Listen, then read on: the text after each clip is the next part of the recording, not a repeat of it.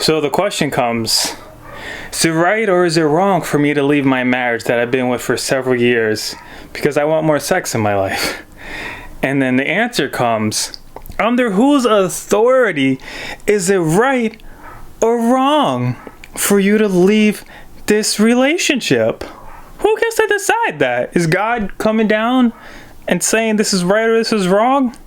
Or is it up to you to do what's best for you and decide what's best for your life? The number one most damaging thing for a man to believe in today's world is in a soulmate. It's in ONEITIS. It's in believing that there's only one person out there for you. This is the most damaging thing for a man to believe, because if you believe that there's only one person out there, only one true soulmate for you, what's going to happen is you're going to lock yourself into a relationship with someone with the false belief that this person is your true soulmate, and you're going to be more than willing to put up with a lot of BS, with a lot of crap, a lot of shit that you really should not be putting up with. You're gonna let this person abuse you mentally, emotionally, possibly physically. You're gonna let this person ignore your needs while you're putting this person's needs first. You're gonna spend years of your life, I mean, in worst case scenarios, you spend 20 years of your life, or 30, 40, 50 years with your life married to a person, having kids with this person, living with this person, fully taking care of this person, doing everything for this person that does really nothing for you in return besides just be there. And it's this idea that this is your one, and that if you leave her, you're not going to find someone better. It's this scarcity mindset versus abundance mindset that's ruining men's lives, because you have this belief that if you leave her, that's your soulmate. That's the person you're meant to be with. That's the person who is most perfect for you. So if you leave her, with that kind of belief, how are you going to move on with your life? How are you going to find someone else for you? How are you going to find someone better if you don't even believe that there's someone better? And I could tell you, honestly, like, all these videos I make, I'm not like just reading some book and, you know, just repeating and reciting information just because it sounds nice in the book, and I thought, you know, I guess it's something I could talk about in a video. Like, when I make a video about something, it's because it's something I've experienced personally, it's something I've seen personally, it's something that, while maybe I did actually read about it and study about it because I want to be able to better understand it, better have better control of my life situations and my life in general, it's something that, like, I actually really see. And I see it not just in me, but I see it in a lot of other men. And I read, even, like, you know, I have my own story of staying with a woman for years of my life, and, you know, looking back at it today, like, thinking to myself, like, what was I doing just putting up with the way this person was treating me for so long and not leaving sooner? Though I see this horror stories of, at least, you know, I made it out when I did, and I only stayed in as long as I did. There's these horror stories out there of men. I don't know what's worse is the story of the man who's married, he's with his wife for 20 years, and then she just leaves him for someone else because, well, he wasn't being, I want to say, like, he wasn't being, honestly, bitch about the whole relationship. He wasn't just letting her push her around. He actually was being a real alpha, because when you have this, like, soulmate idea, it's going to put you in a position of giving all your power to her, completely submitting to her, completely just letting her objectify you while you try to idealize her. I want to say that again. She's objectifying you while you're trying to idealize her. It's going to put you in this situation where she has all the power in the relationship. She's calling all the shots. She's deciding what you get rewarded for, what you get punished for, what you can do, what you can't do, what you can say, what you can't say, where you can go, when you can go there, why you're allowed to be there. And you sit there and you ask her, like, oh, what do you, one of the most common questions is like, what do you want me to do to make you happy? It's like, she just told me what I needed to do to make her happy. I would just do it. And you gotta take a step back. You gotta listen to your instincts for a moment. You got to listen to your actual rational mind, because chances are, if you're in one of these situations right now where you're believing in a soulmate myth and you're stuck with someone you think is your soulmate, chances are, rationally, if you were to really sit down and look at the situation, you may think to yourself, something just isn't quite right. You may notice when you're at work, or maybe when you're at the gym, maybe when you're just at the supermarket, you see women look at you in a certain way that makes you wonder. And it might really, like, I've actually, like, experiences, I've seen this, where just the way they look at you might plant a seed in your head that, like, this woman who doesn't even know me honestly just truly looks like she's a lot more willing and prepared to just be nice to me and to just take better care of me than this woman I've been with for years and I've done everything for. And it's like, you gotta, at some point, you gotta take your life back under control. And it's kind of a hard thing to do, because there's a lot of fears, like trying to re-enter the sexual marketplace and having to start over from nothing. Like, you don't want to lose your investment, but worse than losing, like, you spend, say, 5-10 years with this person, hopefully not that long, hopefully it's only been like 2 or 3, 4 years, you spend spending 5-10 years with this person, 20 years with this person, like, the sooner you get out of it, the better. Like, you gotta drop this idea of scarcity. You gotta drop this idea of wanting a return on your investment that you're just not gonna get. Because, like, again, like, the worst case scenarios is you're with her and then she leaves you with someone else. But what might be even worse is if she doesn't leave you, and if you actually stay with her and you end up in one of the very, very classic relationships that have just becoming more and more prevalent these days, of being in a relationship that's loveless, that's passionless, that's sexless, that the woman has all the power in the relationship, that she decides everything. You know, there's a story of a man in the book The Rational Male who comes to the author and he tells him about how he's happy that his wife allows him to sometimes watch hockey games in the guest bedroom. Allows him to sometimes watch hockey games in the guest bedroom. So he needs permission just to watch TV. He's not even allowed to watch it in the living room. He has to hide. He has to almost kind of hide in the guest bedroom and keep it to the side. And she only allows him to do it sometimes. And it's like, that to me is like the perfect definition of a lot of these relationships young men are getting themselves into. And to kind of help you flip the script, definitely gonna bring up, I got a good point to bring up that I haven't brought up in any of my videos yet. The actual sexual market value charts, and I would recommend definitely taking a look into this. The ones that Rollo Tomasi uses in defining male's sexual market value versus woman's sexual market value, and it's very easy for you to fall into a trap, because the way at least society views sexual market value, kind of, you got one curve for women and then the next curve is for males. So younger in your life, in your earlier years, women get viewed as being very, very high level just based off of their physical attractiveness alone. And later on in their life, men get viewed as being more attractive when women's looks start to fade and men start to become more successful, have their life more together, and women start to seek more of success, financial security, financial freedom, things of that sort. As well as I honestly believe, like, men can definitely still, like, in their older ages, could possibly get more attractive even physically, you know, and there's things like working out that definitely help with that. While just kind of not based on like my personal opinion, but based on the society's opinion as a whole, women are considered their most attractive in their prime youth years, in their prime age years. Around 23 years old is what the book is actually saying, while males may actually peak around 35 years old. So it's very possible that what happened to you is you got yourself into a situation where you got into a long-term relationship when you was at the low point of your life and she was at the high point of your life. So at the time, it made sense. It kind of seemed like you were getting with a high value person while you felt like a low value person. And at the time, your relationship may have actually been going a lot better, especially because in the beginning stages of the relationship, before you guys get comfortable, before she gets comfortable and familiar with you, she might be trying harder to be that better person, be that girl that you actually idealize. And then later on, you get later into a relationship, you guys move in together, you guys get married, you don't even have to get married, you just move in together, you've been with her long enough. She starts getting more familiar, she starts getting more comfortable, she starts taking more advantage of you, she starts becoming more forgetful of you, even though you may still be trying really hard.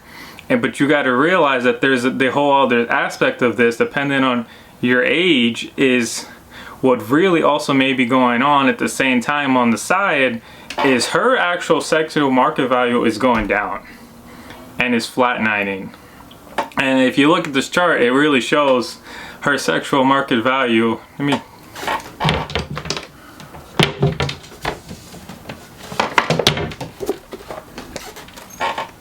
Okay, so I believe this is something that all men need to see. So this is gonna video edit this in. This is my bad video editing. This is the chart she wants you to believe, all right? Yeah, so she wants you to believe woman's value. It starts off strong, it peaks, it goes completely over male value, maybe around 50 years old, it starts to even out and you guys could be even. This is what she wants you to believe. This is what the woman wants you to believe. That this is still the same standard male chart, this one on the inside, this is what it looks like, but the woman wants you to believe that they peak early, their peak is long, their peak is strong, and it completely over encapsulates you, and that you're lucky just to be with her. When the actual chart, because women are not allowed to define their sexual market value. Men define their sexual market value of a woman. Women are allowed to define the sexual market of a male, but they're not allowed to define the sexual market value of themselves. That's based on how attractive other people are to them, how attractive males are to them, just trying their sexual market value. So this is the real chart. See, and this what's really important about this. You know, this is like, it'd be nice I get some nice video edit and just put the chart in there, but you can see pretty clearly that, see, you around this phase in the sexual market is woman's value is actually higher than male's value considerably. Now these are based off averages, and this doesn't have to be a really definitive chart. You don't have to overthink it as that this is exactly precise, but that gives you an idea what it really looks like. So you may enter into a long-term relationship around here, and right around here is actually where a lot of people get married, because women see their value going down and the male's value going up. So when it evens out, they're like, oh, I gotta grab him before I completely crash.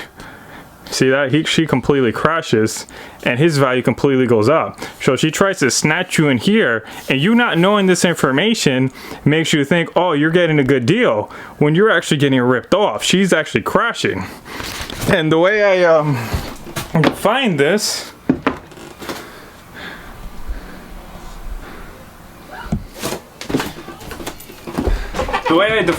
to make this more clear is a woman who's 35 years old. Check this out, gentlemen. A woman who's 35 years old can be incredibly attractive still. She can be incredibly sexy. Though next to an attractive 23-year-old woman, 25-year-old woman, it's possible no one's even going to look at her. No one's even going to pay attention to her. Like, she would have to be an incredibly exceptionally woman to actually draw more attention over someone who's just younger. And I would even go to the argument's sake that the woman who's older could actually be sexier. She could actually have more, you know, illustrious, I think that's the word, bodily traits. She could just really, she could actually look better. She could be more beautiful in the face, have longer, more beautiful hair, have a much more sexy, attractive body. But there's just something about that younger woman that just really, like, instinctually, like, just kind of gets men, and it kind of really just draws their attention. There's something like hot about it, and that just really brings men in. And you could even go into, you know, evolutionary sakes. You can say even like evolutionary, like she's more likely to perhaps produce healthier children. She's in a more healthy state. You know, there's evolution going all the way back to tribal times, where we idealize people who looked more younger and look more childlike, because men started to become so neurotic that something that didn't seem neurotic and was the opposite of neurotic became attracted to try to help them break them out of the neurosis. Kind of getting back on subject. Just hold the book. Powered with this book. Getting back on subject. And so yeah, a lot of men right around the where the woman's going down and the male's gonna go up, they know this. They know this. This is really key to this, in my personal opinion, is women just instinctually know this. They subconsciously know this. One way, shape, or another, they know this, but they don't want you to know this information. They don't want men to know this information. They don't want men to know this. And to put it more simply, something you might see is they're not really talking about how men can actually become more valuable. The fact that a woman's value declines is more kind of the obvious side of it. And women are kind of, they'll call it the wall. They're afraid of actually hitting this, and they kind of live their lives in this like fear and anxiety of it actually happening, of the decline of their sexual market value. And it's just very obvious, you know, when a woman's 23, even 25 years old, and she's in her prime, everyone's attracted to her. And when she's all of a sudden now 35, she's single, she's not married, and she doesn't have kids, now all of a sudden her options go down. And what makes it really interesting about that is, as a male, is your options are actually going to go up, because now these women are not going to be playing as many games with you. They're not going to be trying to play you as much. They're not going to be trying to take advantage of you as much, because now the script gets flipped, and they're becoming a scarcity mindset, and you can actually start to embody more of this abundant mindset. And the reason I tell you all this is to just really kind of clarify to you that you don't need to live in this scarcity mindset. You really have every rational and logical reason at your hand, and if you need to, go ahead and read this actual book. Been talking about it a lot recently. You have every logical and rational reason to believe in an abundance mindset, to believe that abundance is coming to you and coming into your life. And if you don't see it coming, start with the little things, all right? Take a step back. Stop worrying about females. Worry about building yourself. You don't even have to read this specific book. If you want, read another book. Just stuff that helps develop your character, build your character, helps you become a stronger, more confident man. Start working out. Seriously, fellas, if you're not working out, please start working out. Please start looking at your diet, because these things are going to come into way more effect the older you get in life. So you don't have to carry this mindset of, oh, this is your soulmate, and if you lose her, you're not going to get someone else. You can start to embody this mindset that even if you're 30, 35 years old, in your 40s, if you start working out, you get your life together, you have your life together. If you, honestly, even too, because most men, especially in first world countries, are overweight. You know, just being more slim and lean, you're already making yourself more attractive than most males out there. So that's something for you to consider. If you don't feel that confident and that good looking, just getting yourself leaner is going to help you a lot. Starting to build a little bit of muscle is going to help you a lot. And really kind of coming back onto the point of this video of the soulmate being the most detrimental, damaging things for men, it even happens in the like slightest ways, because in the grand scale, you get yourself locked in to these long-term relationships with women who are just going to take advantage of you, because you have this belief that she's your one, that she's your soulmate. If you lose her, you're going to lose a part of yourself. It's just these really negative beliefs that you need this woman in your life, and you need to do everything you can to keep her happy.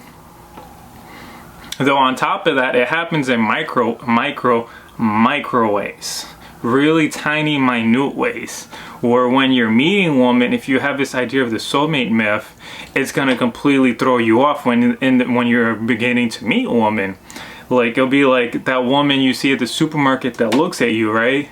And then you walk away, and then you don't say anything, right? But then you go home and you can't stop thinking about her, right? and she's on your mind all the time, and it's really getting in your head, and you don't even know this woman, and then you'll start making fantasies about this woman. Like, it goes really far. Like, if you know what I'm talking about, you know what I'm talking about, that you'll just see a woman and you won't even talk to her, and then you'll start imagining, like, oh man, like, you get all these idealizations of her, like painting this perfect picture of this woman you've never even met. Like, this is really, I think, to me, where it really starts. It's just right in the beginning of the relationship, where you paint these pictures of this idealized woman. You're like, oh, if I could just get her, my life will be complete, my life will be perfect, and you just judge so much off of the way she looks, and you haven't actually even talked to her, and you may even just be turned off just by the way she talks. I've seen really attractive women that just by the way they talk and the attitude that just comes out naturally in their voice, I'm just kind of like disgusted by it, and just like, it's a real turn off. Like, in a classic example of this is like Cardi B for me. Like, not to take anything away from everything Cardi B does, though she definitely speaks with this like attitude that really just kind of throws me off, and that's just like an example of that. So yeah, it starts off with this idealized state, and then all of a sudden you find yourself going back to the same supermarket hoping.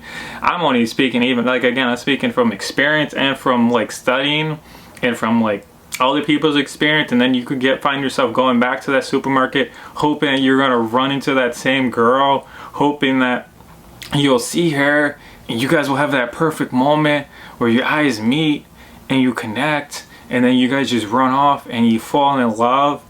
And it's this entire mental masturbation game that you play with yourself, where you're really, I want to say, effing yourself over. I want to say the real word, but I'll edit that out. I'll leave that for YouTube about the video. Where you're really just shooting yourself in the foot and you're screwing yourself over, because from the beginning of the relationship, even before you talk to this woman, you're already idealizing her, you're already putting her on a pedestal, you're already giving her all your power away and setting yourself up for failure. Because men, something to remember, the way you start a relationship, well, you can already be in a relationship and you can change the dynamics of that relationship to a sense, and the way to go about that is to not just try to suddenly completely change who you are, but to just slowly, incrementally change who you are. This is doable if you're already in a relationship. Though if you're not in a relationship, something you should really understand is the way you set the relationship from the start is going to be a huge factor in the relationship, how it turns out later on and down the road. If you walk into the relationship being the man of the relationship, having more power, more control, having yourself grounded, being very self-focused, then you're going to carry that into the relationship. The woman's going to enter in the relationship understanding that that's what she enters to. If you enter into a relationship putting her on a pedestal, believing that this is probably your soulmate, that this is the one because you guys just happen to get eye contact while you're in a Starbucks or wherever you like to go, Dunkin' Donuts, you guys just happen to catch eye contact, and then when you ask her out, she says yes, and you're like, oh, this is the one for me. You're setting yourself up for failure. You're putting this woman on a pedestal, you're starting the relationship, giving her all the power, and then what's going to happen is even if you do, most likely you're going to ruin things, all right? Most likely you're going to get yourself friend zoned, or even worse, in a sense. The worst thing is to get yourself friend zoned, but I'm going to say worse in a sense because you may even get stuck before getting yourself friend zoned, is you won't even say something to her. You won't even talk to her. You'll be too afraid to go up to that woman and approach her because you've idealized her so much. You put her on so much of a pedestal that how are you going to go up and even talk to her now? Because if you believe that this is your soulmate and you have this scarcity mindset and you don't have this mindset that there's plenty of other women out there that you can meet if you screw this one up, you're going to be so afraid of messing up the relationship from the start, which chances are is going to put you in a frame and a mindset that's going to keep you from talking to her. If you do talk to her, you're going to be too nice and too careful, which is going to get you friend zone. And on the next level of that, if you move past these parameters, perhaps you move past this parameter just by pure luck, Maybe she just was really physically attracted to you. Maybe she was feeling desperate and lonely. Maybe even though you pedestalized her, you still admitted enough attractive qualities, like you had some sex in your life, you had your looks, you still weren't the most overly kissed ass of her. So maybe you still admitted some qualities, but then you get yourself in this relationship. So yeah, again, you'll be too afraid to talk to her. You'll get yourself friend zoned, or you get yourself into this relationship, but you still entered it with the wrong mindset, with the wrong mentalities, and that's going to be the start of a relationship where she has all the power over you, where you're afraid to lose her, where, like I've said for the billionth time in this video, because I think it's the really most important key factor in this video, is to drop this scarcity mindset. Practice adopting and believing that there's more abundance out there. If you have to, create an affirmation in your head that you repeat to yourself over and over. Things like, if this doesn't work out, I'll find someone else. If this doesn't work out, I'll find someone else. Remember that you're a man. Be glad that you're a man. If you're a woman, this isn't really the video for you. I mean, granted, I do like to always say there's no reason a woman can't watch this video, turn this information around for her, and say the same exact thing about herself and say, you know what, I need to stop idealizing these men. I need to stop putting men on a pedestal and thinking that they're my soulmate, and maybe I need to actually be more selective about what men I'm going to be with. Though women are usually naturally very, very selective about what men they're going to be with in general. This is why I'm making this video specifically for men, to tell you to be more selective about the women you're going to be with. Date more women. Date non-exclusively. And I don't mean date non-exclusively like, you know, you've been dating this woman for 4 years and all of a sudden you're going to start dating non-exclusively. I mean date non-exclusively from the start. Get yourself in relationships where you don't just openly say to the woman, hey, I'm going to date you non-exclusively. You don't ever do that. Though follow simple guidelines. Like if you're single right now, next time you get a girl, don't call her every single day. Don't try to see her every single day. Leave your schedule open so that you can see other women. Don't call her your girlfriend. Don't ask her to marry you. You know, as obvious that sounds, don't move in with her. Take things one step at a time with these girls. Actually analyze. Go out there and play the field. Try to date as many girls as you can in as short a time as possible. Get a real understanding for what kind of women you don't like, what kind of women you do like. Don't just come up with this idealization that this woman is your soulmate. Build a character around what your soulmate would actually look like if you want to play that role. What would the idealized woman for you naturally be like? You don't go around, you know, trying to change women. Go around trying to find characteristics in women that they already have embedded in them. Like, already have embedded in them that they like to cook, that they like to clean, that they want to be a good wife, that they want to be a good mother. Don't try to take some, as they call it, hoe from the street and try to turn her around into being a good woman. And because I could not end this video without giving this one last point that Rolo would definitely think I should make, is there's no such thing as a quality woman. There's no such thing as a good woman. Don't believe that you're just going to sit back and wait and this perfect woman will feel, I like this shirt looks nice on me, and this perfect woman is just going to show up into your life. Believe that you create good women, as weird as that sounds. You create good scenarios. You create good relationships. Understand that sometimes what's really going on is that woman, that one that you're idealizing with the soulmate myth, is acting one way with you and acting another way with someone else. He's gonna act one way with you and act another way with someone else. And the most common way to say this, I don't want to use these terms, but it's just the most common way to say this, is with the beta male, she's going to act one way, and with the alpha male, she's going to act one way. If you're presenting a lot of beta qualities, she's going to treat you like a beta male. If you're just trying to show that you're a good, strong provider, then that's how she's going to treat you. She's going to put you in the provider category. She's going to make you wait to get sex with her. She's going to make you pay to get anything out of her. And I don't even mean with literally money. I mean make you pay by like acts of kindness, acts of worship, idealizations. She's gonna make you pay to get things from her. While this man who's just an alpha, she's gonna want to get with that man, and she's gonna just she possibly will just throw herself at it. And you might really be with a woman that you think, oh, she's this perfect saint, and you know the reason she doesn't want to be the most sexual with me is because she's just a good girl and she's not like that. Well, that's really just a myth. She's treating you a certain way because you're acting a certain way. And you got to understand that this applies to all women. I'm going to say right now, applies to all women, is they're going to act a certain way with one man and they're going to act a completely different way with another man. And your goal should be how you're going to make yourself that other man. How you're going to make yourself that man of high value. How you're going to make yourself a male who attracts good things into his life, who attracts abundance into his life, who has a lot of good character,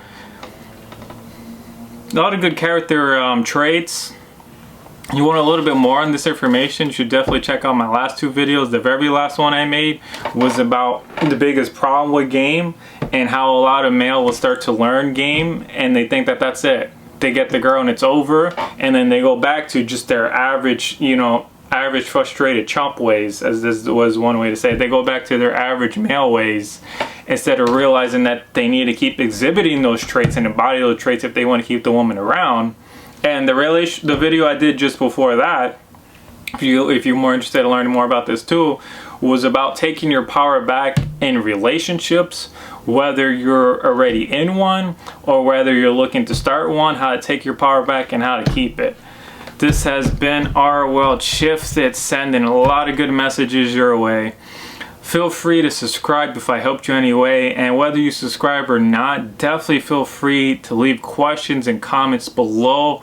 Definitely love to get some engagement going, and if there's even just like a point in this video or another one of my videos you'd like me to open up more on, perhaps I can actually open up more about it, or maybe I can hit a completely different subject if you have a suggestion for me. Thank you for watching. Thank you guys for watching. I just wanted to leave you one last point that I thought really helps put the icing on the cake with this one. And it's why you should be doing what's best for you in your life. You gotta realize women are always naturally and instinctually going to do what's best for you in your life. The way the scenario works is the guy sitting there like, oh, what's the right thing to do? What's the wrong thing to do? Should I stay in this relationship? We're married. We have kids. We have history. Been together so long.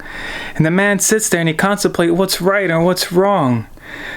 And this is in a relationship where the woman probably isn't giving him any sex, isn't even being nice to him anymore, is probably being a total bitch to him, has taken all the power in the relationship, gives him no freedom, controls everything, uses sex, uses the kids against them. This is probably in a relationship. This isn't the worst kind. This is a male scenario. He'll be in the worst type of situation where the woman has all the power over him. And he's like, is it wrong for me to leave because that other girl is so much nicer to him? And you gotta see the flip side of this. You gotta see the other side of this. Is woman will leave you because she just thinks you're boring and someone else is more entertaining. It's that simple for them. You got to realize that women are always doing what's best for them. They're always, it's in their instinct, going to chase after the best possible male that they can possibly attract. And that could come as simple as she's married to you for years with kids, and she'll cheat on you for just a night with some random guy in some one-night stand just because she thought he was really attractive that night, and then come back to you the next day and pretend nothing happened. That can definitely happen if you're just, all you are is a beta male provider. All you do is pay the bills and you don't even necessarily take that good care of yourself. You're not that funny, you're not that entertaining, you don't give her that much time in your life. She'll leave you just because you're boring. It could even be as extreme as she'll end the marriage because of it. Plenty of men, you should just do an internet search. There's plenty of men who feel like they did all the right things in their relationship, feel like they always did the right thing in their relationship. They went to college, they got the right job, they got the house, they brought them a car, they brought their wife a BMW, Mercedes, whatever, and just take care of her and pamper her and treat her like a princess. And then she'll leave you for some other guy, like I said, could just be a one-night stand because she was feeling bored and he seemed entertaining and cute, or she may even just completely dump you just because she's bored. And she may be bored just because she's sitting home alone all day with nothing to do, and she's just watching TV while you're at work all day thinking you're being this great provider. And so it really just goes to show, to say that, man, I really want to say F you, CK this. I want to say those actual words. But really, screw that mindset, man. Forget this soulmate BS. She's going to, if you sit there in this relationship you don't want to be in, she's going to leave you. She's going to cheat on you. You might as well flip the script on her. You might as well be as ruthless or as careless and as judgmental and as hard on her as she is on you. Because really, at the end of the day, she's really going to leave you like that. If everything's great for 20 years and then all of a sudden you lose your job, she's willing to leave you on the spot for someone else. This is the way women mind work, is they're always trying to chase the best opportunity for them. She'll leave you on the spot for someone else, and while for her, you won't even expect her to have a job. So what the male mind actually thinks, women are always, their mind is like, get the best that they can get. They always want to date above. They want to be someone they want to be with a man who's considered higher value than them. They always want to date above, while men will gladly, happily accept the lowest level of a woman ever.